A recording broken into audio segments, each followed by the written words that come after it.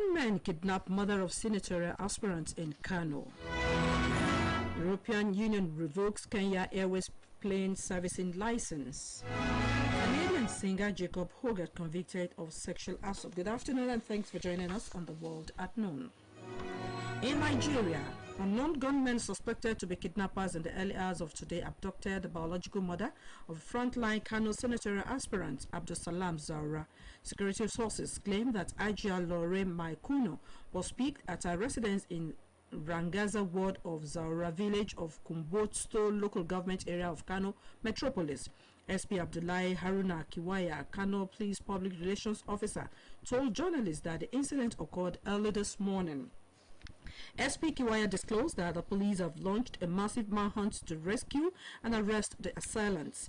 He therefore appealed for calm and that the Kano Police Command is on top of the situation, as they assured that the aged woman will be rescued unhurt. Engineer Ramat said the security agents have informed him officially about the incident, adding that efforts are ongoing to rescue the aged woman. The European Union Aviation Safety Agency has revoked a license it had granted Kenya Airways to maintain UK-registered aircraft after it failed a compliance audit. The Kenyan national carrier said the agency withdrew the license because during the certification audit, the agency requested that Kenya Airways separate some of its general storage and have a temperature control device in compliance with European standards. The ESA is a certification and regulatory body that covers airlines that operate in Europe and those that want to do maintenance for European registered carriers. Kenya Airways had applied for the ESA certification as part of strategic growth for maintenance, repair and operations, as well as the prospect to service and maintain European registered aircraft. Meanwhile, the carrier said it did not have any aircraft under maintenance that requires ESA certificates. The carrier has been diversifying into new revenue streams to shore up its earnings, which stood at 70.22 shilling billion last year. Peru's cabinet has met to find a truce to the ongoing conflict that has paralyzed operations at Las Bambas copper mine, as some left-wing lawmakers suggest nationalizing the company will be the solution. Operations at Las Bambas, one of the world's largest copper mines, have been at a standstill since April 20 by protesting members of the indigenous Huancuire community that are settled inside company property. Report has that left-wing lawmakers from the ruling Peru Liberal Party were on Thursday presented a bill to nationalize copper production in Peru, which is the world's second largest copper producer, including Troput Las Bambas. According to a government press release, leftist President Pedro Castillo is expected to lead an extraordinary session of the Council of Ministers to address the situation and the problems of the Las Bambas mining project. Meanwhile, Defense Minister Jose Luis Galvidida said he is ready to launch a military operative that will remove the protesting communities and restore operations at the mine, but that this needed cabinet approval. At least 49 people, including 6 firefighters, have been killed, and nearly 300 people are receiving treatment in hospitals after a fire thawed through a container depot and caused explosions in Bangladesh. Report has it that the fire broke out in a container loaded with chemicals at a private container depot in Sitakunda on the outskirts of Chattogram in Bangladesh. A team of soldiers joined the rescue effort after the accident took place. However, the Bangladeshi government vowed to carry out a thorough investigation into the accident and announced 50,000 takas in compensation to each of the victims' families and 20,000 takas in aid to each of the injured.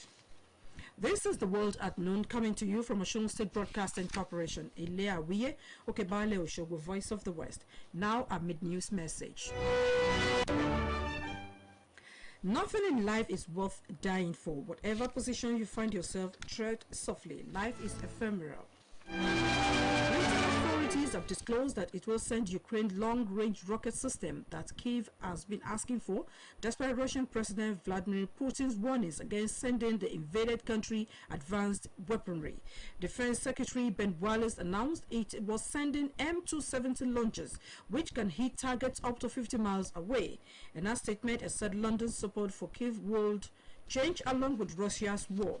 Wallace stated that the highly capable multiple-launch rocket systems will enable Ukrainians to better protect themselves against the brutal use of long-range artillery, which Putin's forces have used indiscriminately. Britain's decision to send the systems to Ukraine comes on the heels of U.S. President Joe Biden last week announcing the United States was sending Kyiv similar weapon systems. The weapons are being delivered as Ukraine officials, including President Volodymyr Zelensky, have been asking allies for more advanced weaponry to counter Russian artillery attacks in eastern Donbas region. Argentine mining companies have disclosed that the price for lithium exports set by Argentina's government could limit the country's ability to profit from the increasingly hot market for crucial electric vehicle battery material. An industry group explained that Argentina's custom agency set a reference price of $53 per kilo for lithium carbonate exports to countries like the United States, China, Japan, Canada, and Thailand in order to tackle what it called irregularities in the market and improve transparency. The group added that the new measure, according to the group, will have a negative impact on companies with investments in Argentina and on the development of other projects in the pipeline. The frontman for the Canadian band, Hedley Jacob Hogarth, has been convicted of sexual assault causing bodily harm to an Ottawa woman, but acquitted of the same charge involving a teenage fan. Hogarth, at 37 years of age, was also found not guilty of sexual interference, a charge alleging the sexual touching of someone under 16 in an incident involving the same teenage fan who was 15 when she was 15. Prosecutors alleged Hogarth fingered the teenager after a Hedley show in Toronto in April 2016 and then raped her in a Toronto area hotel room later that year after she turned 16. They also alleged that he raped the Ottawa woman in a Toronto hotel in November 2016, while both complainants testified they were left bleeding and bruised. They each said that, among other things, Hogarth slapped them, spat in their mouths, and called them derogatory names, and that he restricted their breathing at one point. During the month-long trial, Hogarth testified his memory of the encounters was not clear, but he said that he had consensual, passionate sex with the complainants, and that he did not touch the teenager sexually until after she turned 16. And here again are the highlights of the world at noon. In Nigeria, unknown gunmen suspected to be kidnappers in the early hours of today abducted the biological mother of a frontline Kano senatorial aspirant, Abdulsalam Zaura.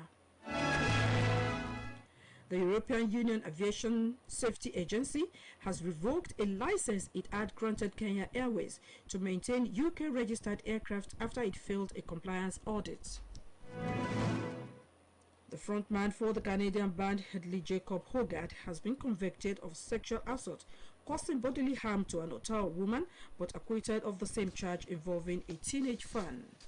That was the World at Noon, edited by Nathaniel Oyegoke and delivered by Titilope Ajiboye. News talk by Nathaniel Oyegoke of our news desk writes on the devastating effect of recently resurfaced smallpox, which is deadly as COVID-19 viruses. He calls on government at all levels to empower disease surveillance notification officer so as to curb the spread of the disease. While the world is still battling with some dreaded diseases like Lassa fever, Ebola, and in the recent time, one of the most dreaded diseases the world has ever witnessed, coronavirus, and no date in sight as to when these diseases will be eradicated totally.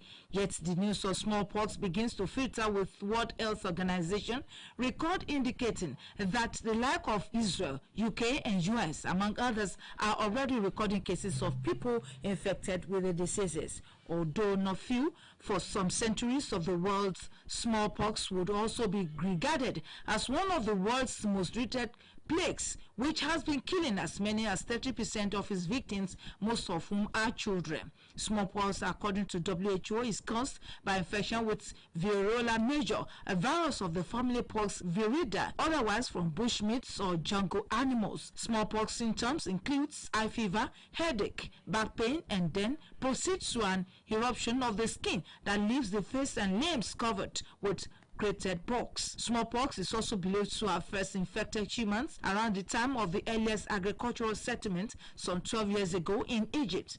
At any rate, smallpox reached Europe no later than the 6th century, when a bishop in France mistakenly described the symptoms of violent fever.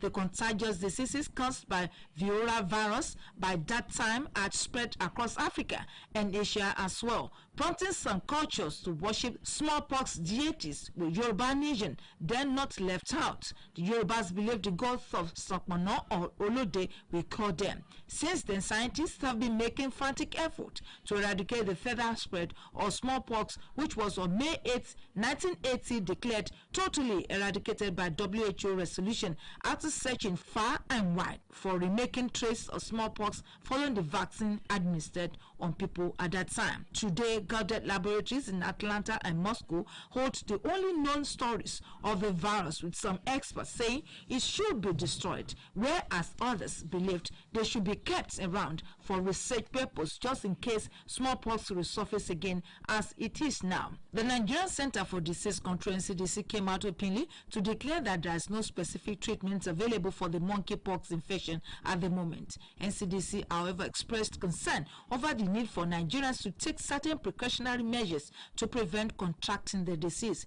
It has also been established that there is smallpox vaccines, which has been noted to be very effective in preventing monkeypox, as well as treating it if administered very quickly after exposure on every individual. It will be recalled that how the disease resurfaced in some European countries, while the NCDC noted that 15 out of 46 suspected cases reported have been confirmed. Countries such as the United Kingdom, US, Portugal, Spain, Israel, Lebanon, Canada, and a few days Nigerian neighboring country Ghana have all had record of smallpox cases. News calls on the generality of the people to avoid contact with animals in areas where monkeypox cases have occurred, avoiding contact with materials that has been in contact with a sick animal, ensure thorough cooking of any animal meat that might have come into contact with an infected animal, handling them with standard precaution, and washing with soap and water after contact with infected animals, while individuals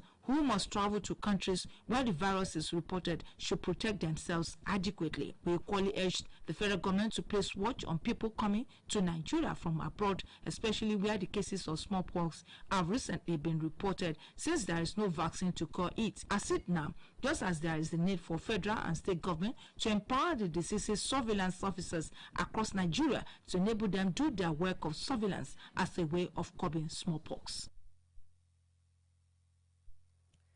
The news talk by Nathaniel Oyegoke of our editorial desk wrote on the devastating effects of the newly resurfaced smallpox, which has killed scores across the globe, and the way out of the scourge.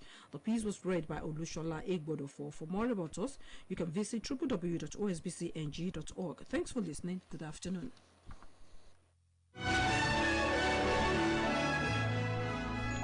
You are live.